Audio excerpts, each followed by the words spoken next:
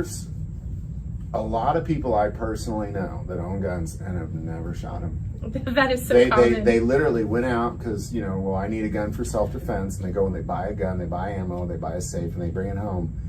They just never, like, the first time they're going to shoot it is when they defend themselves. Yeah. How common do you think that is? Super common. Super common. Oh my gosh. In fact, just this week I have had multiple people say to me, well, I don't think I really need another gun. I haven't shot the last 2 that I bought from you guys. It's like, but you're still looking, and you're probably still going to, you have no idea how many people have guns they have never fired in their safes. This is so common. I personally have a firearm I have never fired. Oh, do you? What is it, if you don't mind asking?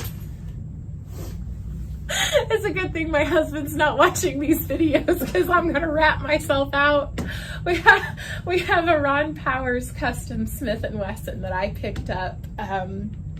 It's been over a year, I think, and I still have not shot that firearm. Oh, no.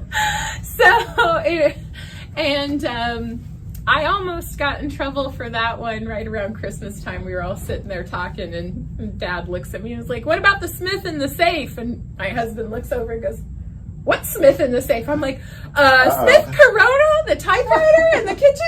We got that, you know. When's dinner? Esther's old Smith Corona typewriter. We have one of those. Yeah, I'm still looking for a Remington typewriter too, by the way. Continuing on, next conversation that's nothing to do with firearms.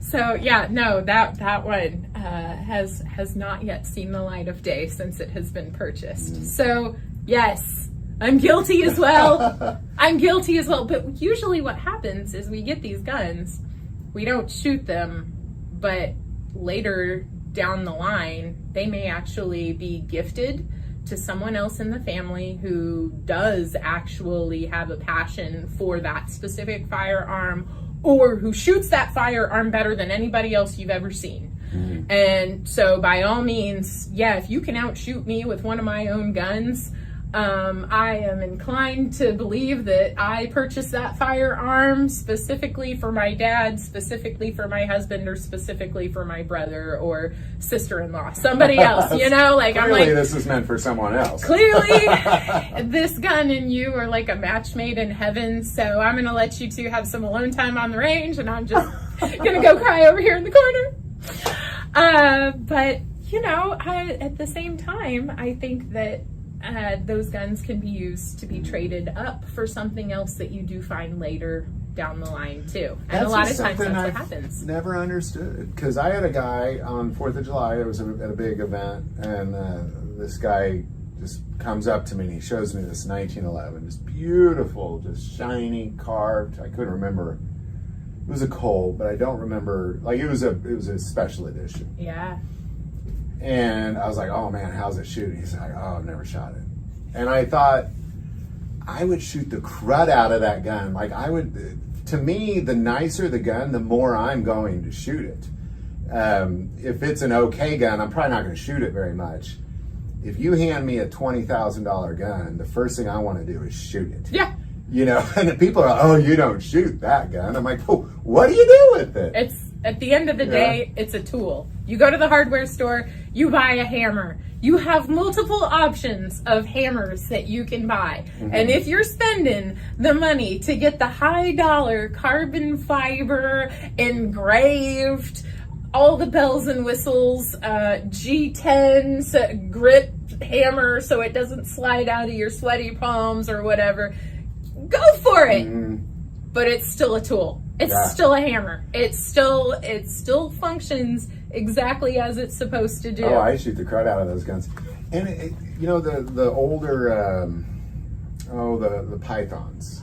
You know, what I've heard, I've never experienced this, but I've heard that they're hand fitted. Yes.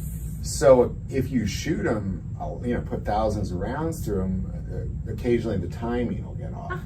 And so people say, well, just don't shoot them that much. I'm like, if I had a Colt Python, I'd shoot it. I'd shoot that, like I'd have 1,000 rounds to it in the first month. Oh, yeah. You know? So I guess I just don't, because my brother does the same thing. He just went out and bought it was about 3 years ago. He bought a Les Baer 10 millimeter. And I actually interviewed Les Baer on that gun. Yeah. And I'm like, you got one? And he's never shot. Every time I'm like, please let me shoot that gun. No. Why do you have it? If you're not gonna, if you're just gonna, so my and guess he says is value. Yeah. It lowers the value. And I'm like, well, there's no way you're going to get what you paid for it, is my guess. So really, you just bought it and you lowered the value. You might as well shoot it. You might as well shoot it, but if you're going to shoot it, make sure you clean it really well when Yes. you're done. I understand not wanting to be the first one to put a scratch on a firearm. So I've just always, like, even when I was a kid and I'd get new tennis shoes, you remember when you're a kid, they got to be perfect. I was never that. I mean, I was kind of at first, but I thought, you know what, these are tennis shoes. They're going to get destroyed. Oh, yeah, eventually. Sooner the better. Let's just start destroying these things. And I'm kind of that way with guns. I'm just ready to shoot them. And if the more expensive they are, the more I'm going to want to shoot them. So. Yeah, I've got some guns that definitely need to head out to the range. So that Ron Powers Smith & Wesson will be one of those that the next time I get to the range.